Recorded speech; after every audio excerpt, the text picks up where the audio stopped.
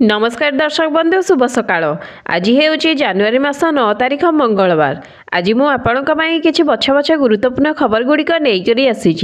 तेबे दर्शक बंधु वीडियोटी के शेष पर्यंत देखंतु एवं चैनल रे प्रथम थर करी आस्तिले दयाकरी चैनल टी को एबे ही सब्सक्राइब करी पाखे रहिता बेल आइकन को ऑन कर रखितांतु। तो दर्शक बंधु चलंतु डेनके नजर पकाई नेबा आजिर प्रथम खबर उपरे। केंद्र सरकार देशर 10 कोटी चाषी को एक बड़ खुशी खबर देवाक जाउछंती। केंद्र सरकार प्रधानमंत्री किसान निधि सम्मान योजनार किस्ती को बढ़ाई पारती।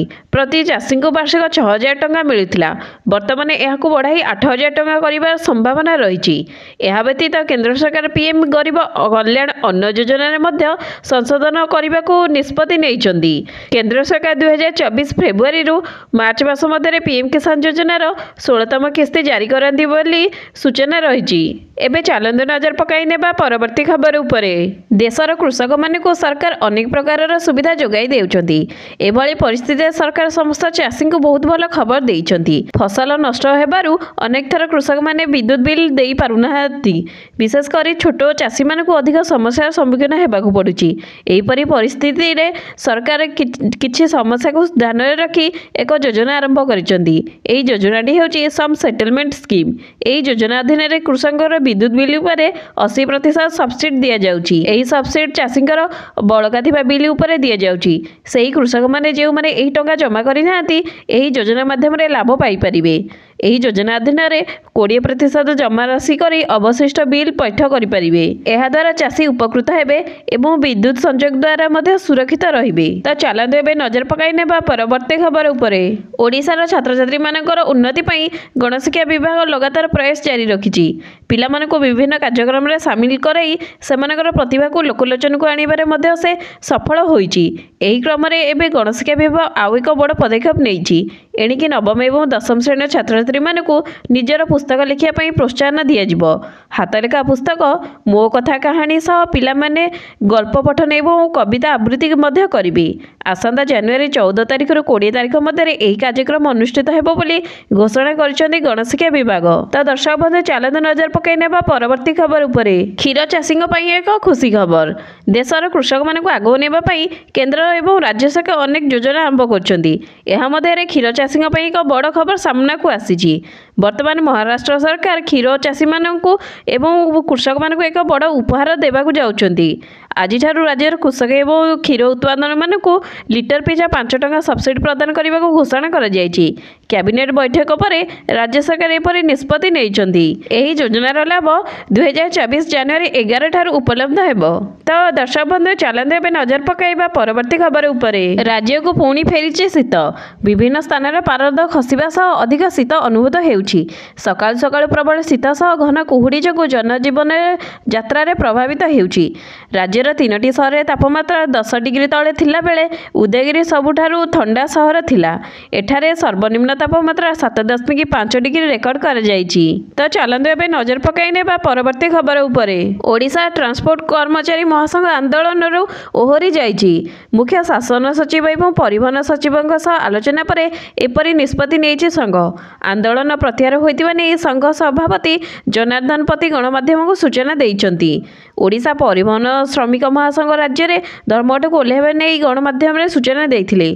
संशोधित भारतीय न्याय संहिता रे ड्राइवर मानक पई करजिता कड़ा दंड विधान व्यवस्था को विरोध करी अनिर्दिष्ट काल में धर्मघटर डाकरा देइथिला ओडिशा परिवहन श्रमिक महासंघ। तेणु सबु तेल डिपोरु पेट्रोल एवं डीजेल जोगाण बंद करिया को संघ निष्पत्ति नेइथिले। हेले राज्य सरकार सह महासंघर आलोचना सफल होईछि। मुख्य शासन सचिवଙ୍କ सह आलोचना परे आंदोलन ओहरिछि ओडिशा ट्रांसपोर्ट कर्मचारी महासंघ। एबे चलंतु नजर पकाई नेबा परवर्ती खबर उपरे। तमिलनाडु रे वर्षार तांडव। लगाण वर्षारे बेहाल होईछि तमिलनाडु। गतकाली भीषण वर्षारे जलमग्न होई पड़िछि तमिलनाडुर एकाधिक जिला। मुख्यतः राजधानी चेन्नई रे प्रबल वर्षा रेकर्ड होईछि। प्रबल वर्षारु रास्ताघाट गहली रहिबा संगकु लोकमान नाना असुविधार सम्मुखीन होइछंती। राज्यर अनेक जिल्ला रे प्रशासन पक्षरु स्कूल एवं कॉलेज गुडी को छुट्टी घोषणा करा जाइछि। आसंता 7 दिन पर्यंत तमिलनाडु विभिन्न स्थान रे प्रबल अति प्रबल वर्षा को नहीं पूर्वानुमान करछि आंचलिक पाणीपाग विभाग। तो दर्शक बंधु चलंतु एबे नजर पकाई नेबा परवर्ती खबर उपरे। वायु प्रदूषण रे दिल्ली को टपिला बालेश्वर। केंद्रीय प्रदूषण नियंत्रण परिषद रिपोर्ट आसी एक सांघातिक तथ्य। AIQ ଅତି ସାଂଘାତିକ ସ୍ତରରେ ରହିଥିବା ଦେଶର 7ଟି ସହର ମଧ୍ୟରେ ଓଡ଼ିଶାରୁ 6ଟି ସହର ରହିଛି। ସେଥିମଧ୍ୟରୁ ବାଲେଶ୍ୱର ସହର ବାୟୁମାନଙ୍କ ସୂଚକର ଅତି ସାଂଘାତିକ ସ୍ତରରେ ରହିଛି, ଯାହାକି ଦିଲ୍ଲୀଠାରୁ ଅଧିକ ମାତ୍ରାରେ ଯାନବାହନ ଚଳାଚଳ ଏବଂ ନିର୍ମାଣ କାମ ଭଳି କାମ ହେତୁ ଓଡ଼ିଶାରେ ବାୟୁ ପ୍ରଦୂଷଣ ଖରାପ ସ୍ଥିତିରେ ପହଞ୍ଚିଛି। ଦ୍ରୁତ ଶିଳ୍ପାୟନ ଏବଂ ଗଛ କାଟା ଏବଂ ଗ୍ରୀନ୍ ହାଉସ୍ ପ୍ରଭାବ ଯୋଗୁଁ ପରିବେଶ ପ୍ରଦୂଷଣ ବଢ଼ୁଥିବାରୁ ପରିବେଶ ବିଜ୍ଞାନୀମାନେ କହିଛନ୍ତି। ତ ଦର୍ଶକ ବନ୍ଧୁ, ଚାଲନ୍ତୁ ନଜର ପକାଇବା ପରବର୍ତ୍ତୀ ଖବର ଉପରେ। ପ୍ରଧାନମନ୍ତ୍ରୀ ମୋଦିଙ୍କୁ ନେଇ ଆପତ୍ତିଜନକ ଟିପ୍ପଣୀ କରିଥିବା ମନ୍ତ୍ରୀଙ୍କ ବିରୋଧରେ ମାଳଦ୍ୱୀପ ସରକାର କାର୍ଯ୍ୟାନୁଷ୍ଠାନ ଗ୍ରହଣ କରିଛନ୍ତି। ସୋସିଆଲ ମିଡିଆରେ ସେମାନଙ୍କର ପୋଷ୍ଟ ପାଇଁ ତାଙ୍କୁ ନିଲମ୍ବନ କରାଯାଇଛି। ଭାରତ ଆନୁଷ୍ଠାନିକ ଭାବେ ମାଳଦ୍ୱୀପ ସରକାରଙ୍କ ସହ ଏହି ପ୍ରସଙ୍ଗ ଉଠାଇଥିଲା। ଏହି ତିନି ମନ୍ତ୍ରୀ ପ୍ରଧାନମନ୍ତ୍ରୀ ମୋଦିଙ୍କ ବିରୋଧରେ ଆପତ୍ତିଜନକ ଟିପ୍ପଣୀ କରିଥିଲେ। ଏହା ପୂର୍ବରୁ ମାଳଦ୍ୱୀପ ସରକାର ଏହି ମନ୍ତ୍ରୀ ବୟାନକୁ ବ୍ୟକ୍ତିଗତ କହି ନିଜଠାରୁ ଦୂରେଇ ରଖିଥିଲେ। ଏହାପରେ ଅନେକ ଭାରତୀୟ ନିଜର ମାଳଦ୍ୱୀପ ଗସ୍ତକୁ ରଦ୍ଦ କରିବା ଆରମ୍ଭ କରିଥିଲେ। ଏହାପରେ ତାର ସ୍କ୍ରିନଶଟକୁ ସୋସିଆଲ ମିଡିଆରେ ସେୟାର ମଧ୍ୟ କରିଦେଇଥିଲେ। ବିବାଦ ଅଧିକ ବଢ଼ିବା ପରେ ମାଳଦ୍ୱୀପ ରାଷ୍ଟ୍ରପତି ଏହି ତିନି ମନ୍ତ୍ରୀଙ୍କୁ ନିଲମ୍ବିତ କରିଛନ୍ତି। ତ ଏବେ ଚାଲନ୍ତୁ ନଜର ପକାଇ ନେବା ପରବର୍ତ୍ତୀ ଖବର ଉପରେ। ଆସନ୍ତା ଜାନୁଆରୀ 25 ତାରିଖରୁ ଇଂଲଣ୍ଡ ବିପକ୍ଷରେ 5 ମ୍ୟାଚ୍ ବିଶିଷ୍ଟ ଟେଷ୍ଟ ସିରିଜ୍ ଆରମ୍ଭ ହେବାକୁ ଯାଉଛି। ଏହା ପୂର୍ବରୁ ଭାରତୀୟ ଦଳକୁ ମୁସ୍କିଲ ସ୍ଥିତିରେ ସାମ୍ନା କରିବାକୁ ପଡ଼ିଛି। ଦ୍ରୁତ ବୋଲର ମହମ୍ମଦ ସାମି ଏପର୍ଯ୍ୟନ୍ତ ସମ୍ପୂର୍ଣ୍ଣ ଫିଟ୍ ହୋଇନାହାନ୍ତି। ଫଳରେ ସାମି ଇଂଲଣ୍ଡର ବିପକ୍ଷ ସବୁ ଟେଷ୍ଟ ଖେଳି ନପାରନ୍ତି ବୋଲି ଆଶଙ୍କା ସୃଷ୍ଟି ହୋଇଛି। ରିପୋର୍ଟ ଅନୁଯାୟୀ ମହମ୍ମଦ ସାମିକୁ ଫିଟ୍ ହେବା ପାଇଁ ଅଧିକ ସମୟ ଲାଗିପାରେ। ଦକ୍ଷିଣ ଆଫ୍ରିକା ଗସ୍ତରେ ସାମିକୁ ବିଶ୍ରାମ ଦିଆଯାଇଥିବା ଦାବି କରାଯାଇଥିଲା। ହେଲେ ଜଣାପଡ଼ିଥିଲା ଯେ ସାମି ଆହତଜନିତ ସମସ୍ୟା ସହ ବିଶ୍ୱକପ୍ ଖେଳୁଥିଲେ। ଆହତ ସତ୍ତ୍ୱେ ବି ସେ ଚମତ୍କାର ବୋଲିଂ କରିବା ସହ ଟୁର୍ଣ୍ଣାମେଣ୍ଟରେ ସର୍ବାଧିକ ୱିକେଟ୍ ହାସଲ ବୋଲର ହୋଇଥିଲେ।